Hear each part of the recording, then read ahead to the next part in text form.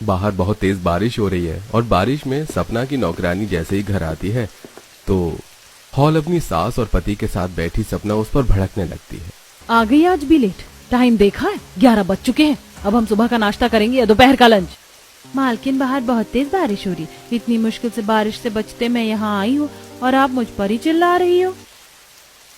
कोई बात नहीं, तुम जाकर खाना बनाओ। ऐसे कैसे कोई बात नहीं, ये रोज लेट आती है और सैलरी टाइम पर लेती है।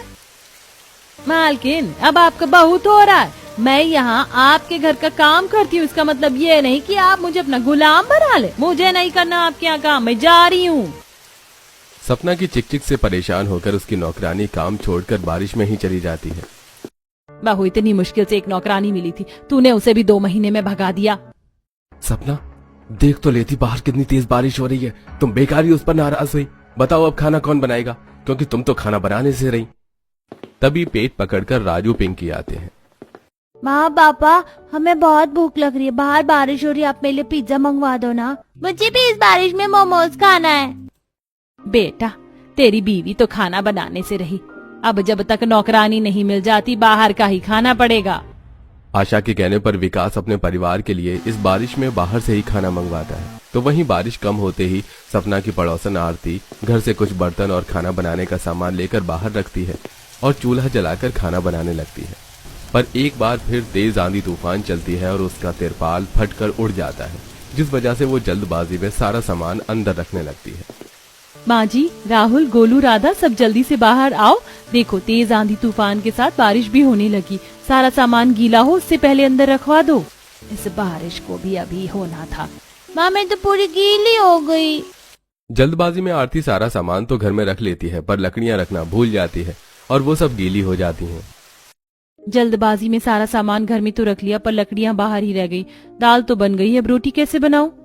हर साल इसी तरह बारिश आकर हमें परेशान करके जाती है। माँ, भूख लग रही है, कुछ दो ना खाने को। बहू, बाहर बहुत बारिश हो रही है, लकड़ी भी गीली हो गई है। मैं पड़ोसी से थोड़े चावल मांग कर ले आती हूँ। इतना बोल शांति सिर पर छोटी सी पन्नी लगाकर बाहर जाती है और बर्तन से चावल ढककर घर आती है और दोनों बच्चों को खिलाती है। तो वहीं दरवाजे पर खड़ी उदास आरती राहुल से कहती है।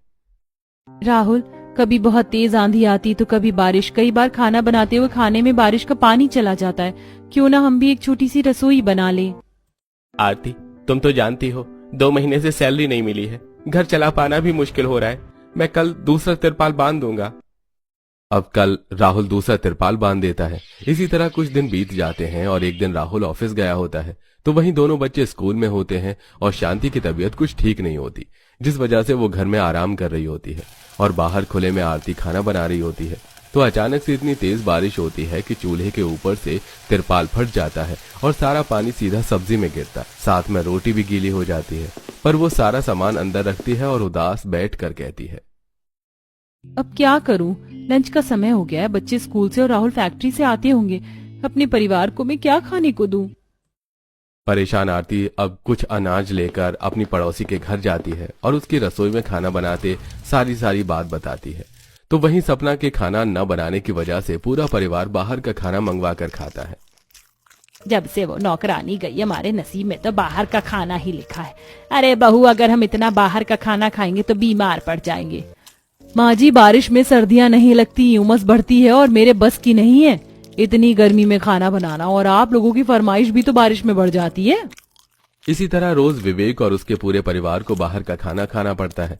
तो वहीं अब आरती अपनी पड़ोस के घर में खाना बना रही होती है तो वो सारे दुख अपने पड़ोसन को बताती है।